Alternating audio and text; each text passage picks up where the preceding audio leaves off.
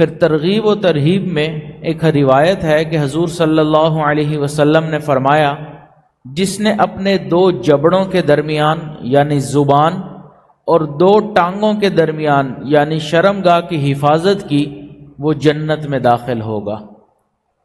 تو شرمگاہ کے حوالے سے پہلی حدیث مبارکہ بھی ہے، یہ بھی ہے، لیکن اس کے اندر زبان کا تذکرہ بھی کر دیا گیا۔ نبی علیہ الصلوۃ والسلام نے فرمایا، اے خواتین کی جماعت، یا معشر النساء، میں نے اکثر تمہیں جہنم میں دیکھا ہے، تم کثرت سے استغفار کیا کرو۔ انہوں نے عرض کیا، اے اللہ کے نبی، ہم جہنم میں اکثر کیوں ہیں؟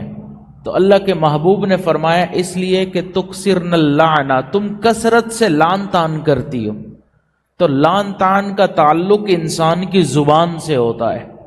کسی انسان کی غیبت کر دینا، کسی کو برا بھلا کہہ دینا، کسی کے اوپر بہتان لگا دینا، یہ تمام کے تمام گناہوں کا مرکز، محور وہ زبان ہوا کرتی ہے۔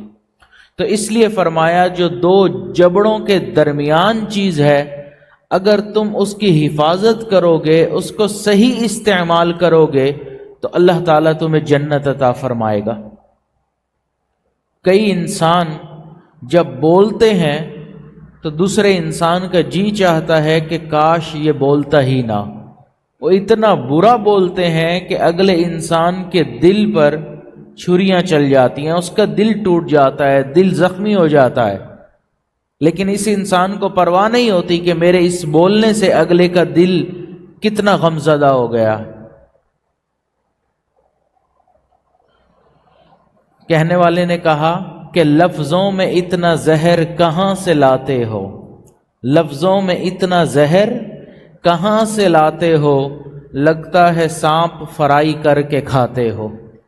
تو ایسا ہی لگتا ہے کہ بعض لوگ سانپوں کا باربیکیو بناتے ہیں یا اس کو فرائی کرتے ہیں، وہ کھاتے ہیں، اور پھر وہ زہر ان کے الفاظ سے باہر نکلتا ہے، اگلتا ہے، پتہ چل جاتا ہے کہ اس کے لب و لہجے میں کتنا زہر ہے۔ بعض لوگ کہتے ہیں جی ہم تو سچ بول رہے ہیں، جو حق بات تھی ہم نے کر دی۔ بھئی حق بات کرنے کا بھی موقع ہوتا ہے، سچ بات کہنے کا بھی موقع ہوتا ہے۔ آپ کو کون کہتا ہے کہ آپ جھوٹ بولو؟ آپ جھوٹ نہ بولو، لیکن آپ اس وقت خاموش رہ کر اپنے دوسرے کا دل توڑنے سے تو محفوظ رکھ سکتے ہو، لیکن نہیں، ہم صاف گو ہیں، ہم دل صاف رکھتے ہیں، اس لیے ہم منہ پر بات کر دیتے ہیں۔ یہ جو ہے نا کہ ہم منہ پر بات کر دیتے ہیں کیونکہ ہمارے دل صاف ہوتے ہیں، ایسے بندے کو شریعت نے پسند نہیں کیا۔ بہت ساری باتیں ہیں جو انسان منہ پر کر سکتا ہے، لیکن اگلے کا ایک لحاظ ہوتا ہے۔ شریعت نے اگلے کی رسپیکٹ رکھی ہے، عزت نفس رکھی ہے، اس چیز کو مد نظر رکھنا ہوتا ہے۔ لیکن ایک اچھا بہانہ ہاتھ میں آ گیا کہ ہم صاف گو ہیں، ہم جو بات ہوتی ہے حق سچ کی منہ پر کر دیتے ہیں، تو ایسے انسان کو اللہ نے پسند نہیں کیا، شریعت نے پسند نہیں کیا، جو دوسروں کی عزت نفس کا ہی خیال نہ رکھتا ہو۔